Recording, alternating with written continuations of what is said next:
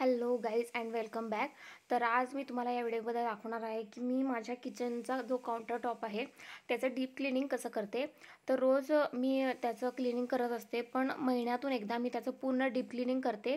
कारण की किचनमध्ये ज्या ट्रॉलीज असतात त्यामध्ये झुरळे होण्याची फार शक्यता असते आणि त्यामुळे त्यांचं डीप क्लिनिंग तुम्ही महिन्यातून एकदा तरी नक्कीच केलं पाहिजे. रोजच्या रोज क्लिनिंग केलेलं वेगळं, पण डीप क्लिनिंग करणं हे खूप गरजेचं असतं. त्यासाठी मी इथे पहिल्यांदा माझं सगळं काम आवरल्यानंतरच हे सगळे जे प्रोडक्ट्स आहेत, म्हणजे आपले चहा साखरेचे डबे असतात, मसाल्याचा डबा असतो, बाकीचे जे किचन काउंटर टॉपवर जे काही असतं ते सगळं पूर्ण मी इथे काढून घेतलेलं आहे. आणि ते बघू शकताय तुम्ही, सगळं पूर्ण मी व्यवस्थित रिकामं करून घेतलेलं आहे किचन काउंटर टॉप. आणि नंतर पहिल्यांदा घासली होती भांडी, कारण हे सगळे सकाळी मी हे करत होते त्यामुळे दुपारपर्यंत हे वाळवा. आणि आता सध्या उन्हाळ्याचे दिवस आहेत त्यामुळे पटापटा भांडी लवकर वाळतात. तर त्याआधी मी सगळं किचनचं जे ओटा आहे तो पूर्ण रिकामा करून घेतला आणि जी चहा साखरेची भांडी किंवा मसाल्याचे डबे वगैरे होते ते सगळे घासून व्यवस्थित धुवून मी वाळत घातले होते बाहेरच्या साईडला, जेणेकरून माझं पूर्ण क्लिनिंग होईपर्यंत ते पूर्ण वाळतील व्यवस्थित. त्यामुळे हे बघू शकता तुम्ही, ते सगळं व्यवस्थित रिकामं करून मी ते सगळी भांडी घासून घेतलेली आहेत. आणि नंतर ती सगळी बाहेर वाळत घालून आल्यानंतर चालू झालं होतं किचनचं हे क्लिनिंग. तर बघू शकता तुम्ही, माझा किचन काउंटर टॉप खूप मोठा आहे, तरी मला या किचनमध्ये काम करायला सुधरते. कारण की जर किचनमध्ये खूप भांडी पसरली तर आपल्याला फार चिडचिड होते. त्यामुळे किचन नेहमी पूर्ण मी रिकामं ठेवते किचन काउंटर टॉप. मला किचनच्या कट्ट्यावर काहीही ठेवलेलं आवडत नाही. त्यामुळे आपण बघू शकतो किंवा रील्समध्ये बघता तुम्ही, किचन काउंटर टॉप खूप छान पद्धतीने भरपूर जण सजवतात, पण मला किचनच्या ओट्यावर भांडी असली की स्वयंपाक करायला सुधरत नाही किंवा माझी चिडचिड प्रचंड होते. त्यामुळे मी किचन काउंटर टॉपवर काहीही वस्तू ठेवत नाही. तिथं तुम्ही बघू शकता 3 शेल्फ आहेत, त्यामध्ये जे सामान बसल तेवढंच मी ठेवते. बाकी किचन काउंटर टॉपवर माझा एकही काही वस्तू नसतात. इथे बघू शकता तुम्ही, पहिल्यांदा मी वर जे टाईल्स आहेत तिथे महिन्यातून एकदा जरी स्वच्छ केलं तरी तिथे खूप चिकट असं झालेलं असतं. कारण की आपण फोडणी घालतो त्यामुळे एक्झॉस्ट फॅन जरी असला तरी प्रचंड प्रमाणात चिकट टाईल्स होतात. आणि त्यासाठीच मी ते विनेगर आणि विम जेल जे असतं त्या विम जेलनेच इथे बघू शकता तुम्ही व्यवस्थित जो आपला तारेचा चोथा असतो स्टीलचा, त्याच्याने व्यवस्थित सगळ्या टाईल्स घासून घेत आहे. आणि इथेच मी वर इथे मनी प्लांट लावलेला आहे, बघू शकताय तुम्ही, ओरिजिनल मनी प्लांट आहे. जो की आपल्याकडे जे सिरॅमिकचे जार असतात त्यातला माझा एक जार खराब झाला होता, त्यालाच मी पेंट करून त्यामध्ये मनी प्लांट लावलेला आहे. तर आठवड्यातून एकदा मी फक्त त्याला पाणी घालते. आणि आता किचनचं क्लिनिंग बरोबरच मी त्याला व्यवस्थित स्वच्छ करून घेतलं आणि त्याबरोबर त्यात पाणी घालून त्याला थोड्या वेळासाठी वर असं घालून ठेवलेलं होतं. आणि आता किचनचं काउंटर टॉप बघू शकताय तुम्ही, पूर्ण रिकामं दिसतंय आणि खूप मोठं आहे.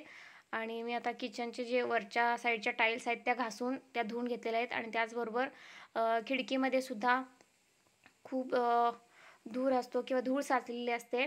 आणि इथे माझ्याकडे बघू शकता मी, स्टीलची जाळी आहे. या सगळ्या वस्तू ज्या आपल्या साबण आणि आपण जे व्यवस्थित बाकीचे स्क्रबर वगैरे ठेवतो त्या सगळ्या गोष्टी, आणि आपला किचनचा जो नळ असतो तो नळ किंवा आपली जी गॅस शेगडी असते त्या व्यवस्थित मी ह्या सगळ्या गोष्टी फक्त विम लिक्विडने घासते. त्याबरोबर थोडंसं विनेगर असतं.